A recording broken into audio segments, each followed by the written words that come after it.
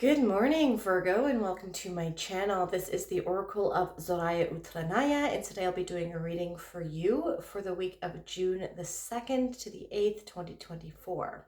This reading is also for the new moon in Gemini that is occurring on the 6th of June. I've already cut your decks and I've shuffled them all 7 times each, utilizing the numerology of June the 2nd, 2024.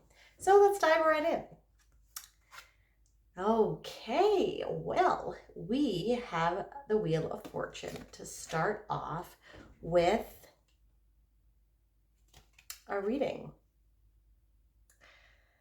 So this is the Wheel of Fortune. It is a number 10 card. So this can signify reaching the end of a cycle. The 10s are usually where we would start again at the number 1 in the minor arcana. In the major arcana, we go into the teens and we end at 21. So this is can be considered the end of some sort of cycle. Jupiter does rule the Wheel of Fortune. And so it seems here that the cogs are turning now. Things are starting to move. There seems to be momentum. And you see here like how each cog is attached to another cog. And without one of these things, the whole machine would fail to run. So despite what you might think maybe of things that are going on in your life that you might think are unrelated to your end goal, things are intricately woven and things are connected. So try to put the pieces together to figure out how one aspect of your life might be connected to something that you're working on, or, you know, it's just like the things are like, so these are all different aspects of your life. And this is like your end goal here at the top. And so look for changes or look for endings or new beginnings or good luck coming in one area of your life perhaps, and see how that can be affecting other aspects of your life as well, or how you can use them to move your momentum forward, how like move other aspects of your life forward that might seem unrelated. Now, if you also see here, we have a watch that she's holding on to. So this could be that you maybe have been waiting for this to happen, this luck coming in. Jupiter is the great benefic. He brings luck, he brings expansion. And he just gives a good vibe to anything that you've been working on. He can also expand negative things as well. So you want to be mindful what you're spending your time on. And maybe if you are wasting it, scrolling through the internet a lot, what use are you putting your time on? Not to say that you can't go on the internet or that you can't have any downtime, because you should, okay? But be mindful that it's not wasting time that can be valuable. There's a difference between having downtime and wasting time. If you're going on it too much, if it's becoming addictive. Because everything is connected. So you don't want to miss out on opportunities, perhaps, that are attached to whatever it is that you're working on, because you are wasting time doing something that technically it does not serve your highest purpose. Rest or recuperation can serve your higher purpose, but if it becomes an addiction and it impedes on your ability to get things done and move forward, then that is going to put a stick in those cogs. And if one cog gets a stick in it and it's halted, all the other cogs are going to be halted as well. So something insignificant that you think might not affect your end goal will. So, if you start, like, I'm just going to keep going with this scrolling thing because I've even noticed that I'm doing too much of it at this moment. So if it impedes, like, so if you are getting home and scrolling and not doing something, maybe you have, like, you usually go on a jog, or you go for a walk, or you go to the gym, and then you end up not going for over a few days because you're just getting sucked into the internet. That might put a stick in your cog, whereas you might run into someone, you would have normally run into someone, or an opportunity might have arisen for you when you would have normally ventured out in your normal routine, or had stuck to the routine that you were supposed to be taking part in.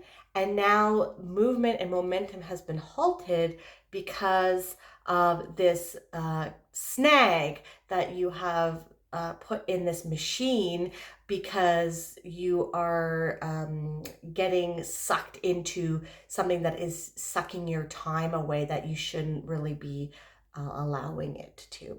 That's weird. Okay, now because this is all connected to your heart and your highest good here, right?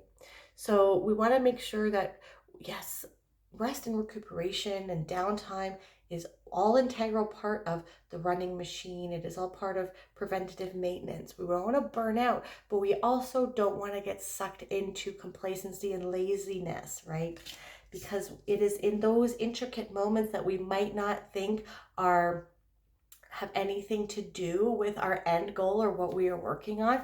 That is where a lot of inspiration may lie. That is that jog that we might have gone on, we might have seen an animal or something, a situation with other people in the community, and that might have ignited an idea in our minds. Or we might meet someone, or like we might have usually driven to the gym or to the mall, or to the volunteer place, and something came on the radio that ignited some sort of spark in us, so be mindful that we're not tuning out things in our life, and not snagging and not putting sticks in the cogs. Okay. Oh dear. Yeah. Okay, so the 10 of Swords. 10 of Swords, so now we have two tens here now, okay? So the 10 of Swords is definitely dead, done, and over with here. Okay, so the 10 of Swords, normally on the normal Rider-Waite deck, illustrates a person, a gentleman, who has 10 swords stabbed in his back. So there could be some betrayal. There could have been some betrayal here, and that could even be, I'm not getting anything about another person, because of what I was talking about here. It could be self-sabotage, like the stick in your cogs. Okay, so you don't want to turn off your inspiration or turn off your brain too much with numbness and doom scrolling, you know what I mean? Or like that just keeps coming up, or just things that perhaps do not serve you any good, like drinking a lot, where you would, the next day you would wake up in the morning and you would be hungover, and when you get older, your hangovers can last a couple days, and that puts a stick in your cock, right? So you want to be mindful that you are not doing things that are self-sabotaging yourself from becoming the best version of yourself, from pursuing, like if you're working on a project, if you're an entrepreneur and you should be working on your job or your project, or if you're going to the gym, you have been working out quite a lot, and now you're like eating a lot and not going to the gym, and you might be putting all of your progress at risk, right? So you want to obviously take their breaks, and you're allowed to do that, but do not become complacent, and do not put a snag in your cog. I can just keep getting this. So the 10 of Swords can also indicate, and like that's what I mean with self-sabotage, because it is swords. So it's ideas and thoughts, self-sabotaging thoughts. Maybe you're questioning your ability to do this. Maybe you're saying, I don't know what I'm doing. Maybe I shouldn't, maybe I don't have it within me to get this done, or to actually self-actualize this idea or this project, or like, who was I thinking to pursue this endeavor? I don't know if I can do it, right? These are self-limiting beliefs. These are self-sabotaging beliefs. So utilize, like, there's an exercise within cognitive behavioral therapy where you can rationalize and provide evidence for these self-limiting beliefs. And usually, most of the time, you are not thinking properly. And if you can show examples of why this doesn't really make sense, that you have come really far, that you have done X, Y, Z over the past how many years, and you totally have this, like, you are in control, and you are capable of a lot, my dear Virgo. You're very hard on yourself sometimes if things are not perfect and you are not meeting you're not where you think you should be at. So I want you to stop comparing yourself to other people, and to maybe I'm going to give you some homework right now. I want you to take an inventory of how far you've come over the last month, over the last 6 months, over the last year, over the last 5 years, and maybe even 10 years. And I think you will be surprised at what you have accomplished. You need to be a little bit more easy on yourself, a little bit more, what's the word? Gentle. Okay.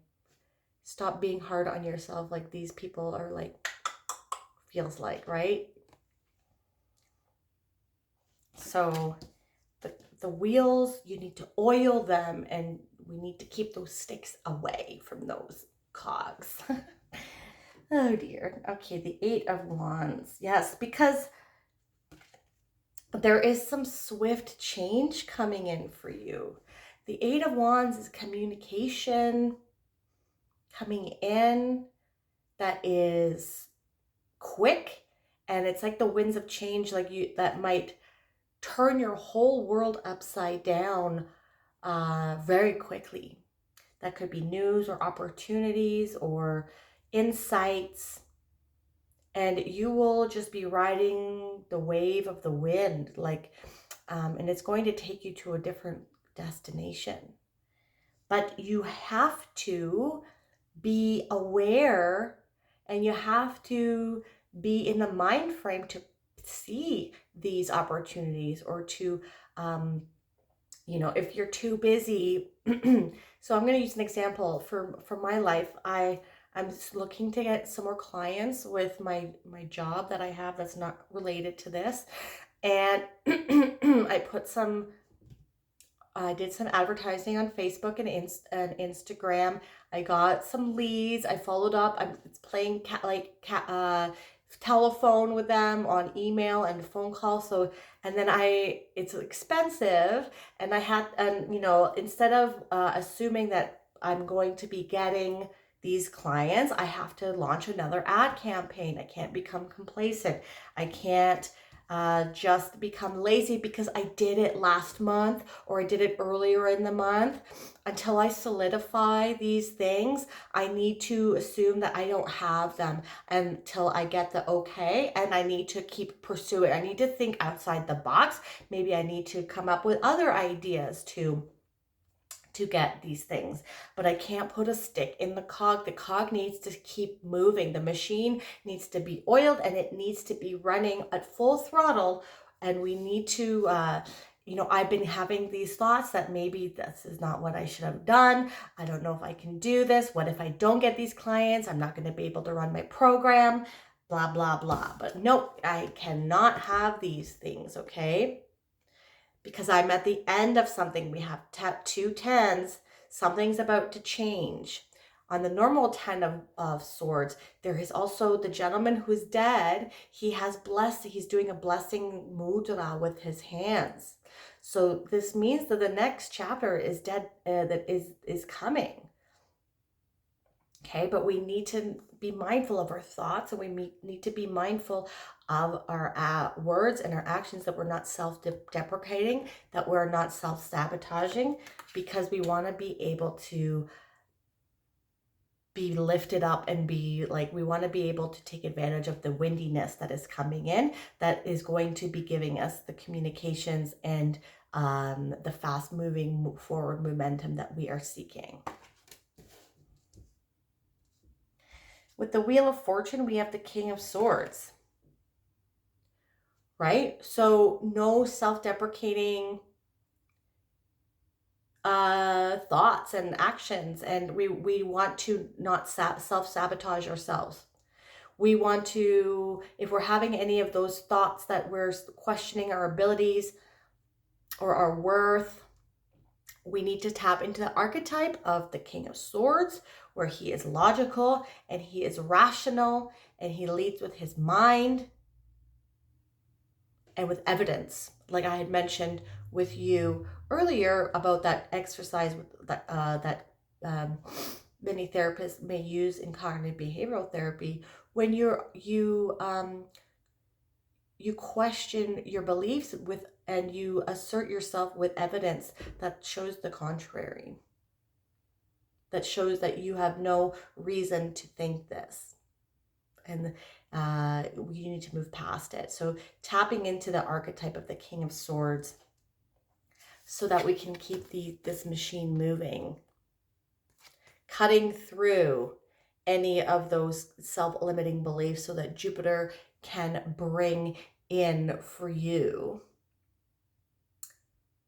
all of that abundance and that fast moving forward momentum. Jupiter is in Gemini, and I'm a Virgo rising, so that's in your 10th house of career. This is going to prove to be a very fruitful year for you Virgos, Virgo risings especially. Okay, but we need to believe in ourselves and keep the machine moving. Until you get what you want, you have to keep trying new things and pivoting. Yeah, Six of Spears is about being victorious. A lot of people see you as being successful and victorious.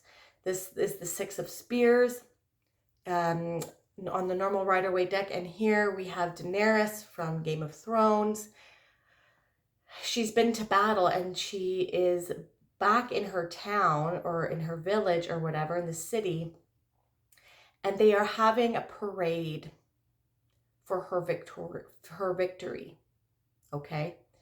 And so other people see you as being really accomplished and victorious. So any sort of self-limiting belief is very not warranted, okay? Now, like I had mentioned, Jupiter is in your 10th house now. This is for Virgo risings. So a lot of attention coming in to you about your jobs and about your career, and a lot of positive energy coming in there. You're going to be celebrated in your community or where in the domain where you work. Now, just be mindful here that there are going to be some haters. There's always going to be haters in your life. And when they put this with the 10 of Swords, just be careful that you are surrounding yourself, because this can be not only about self-sabotage, but of backstabbing. And on the 6 of Wands, there is a person here in the normal Rider-Waite deck as well that's in the crowd that looks jealous. So keep your goals and your dreams and your strategies to yourself at this time. You know, obviously you can share it with trusted people, but be mindful that not everybody has the best, your best interest in mind. And people don't like seeing other people succeed, especially when they're not succeeding. So be mindful of sabotage coming from other people as well. So keep things close, okay? Just like she's holding her heart close to her chest there, okay? And keep your ideas, keeping your ideas to yourself, because you don't want people stealing them either. Okay, and then with the Eight of Wands, we have the Four of Cups. So this comes along, this like from the beginning of the reading, when I was talking about watching out for being complacent or becoming a little bit too lazy. If things aren't working, you're going to have to keep trying new things until whatever you're seeking after is solidified in your hands. Okay, the universe is trying to give you opportunities, and especially with the Eight of Wands, like I had mentioned, they're going to be coming in quite quickly, and they're going to be opportunities to move you forward, but you have to be in a mind frame to receive them. Go on those walks, put yourself out there, and stop self-sabotaging. Okay, we're going to end off with a little motto for your week and for the new moon in Gemini. And we have, deep at the center of my being is an infinite well of love. Life is very simple. What I give out comes back to me. Today I choose to give love, and giving love to yourself as well. If this reading resonated for you, my dear Virgo, please hit that like button and subscribe to my channel. That is something that you'd like to do. You can also hit that bell notification to let you know when I release new videos. And if you want a more holistic approach as to what is going on with your week and your new moon, not only check out your sun sign, but also your moon, your rising, and your Venus. I'm truly grateful for you joining me here today. Thank you so much for watching. I hope you have a wonderful week, and I hope you have a wonderful new moon in Gemini. Bye.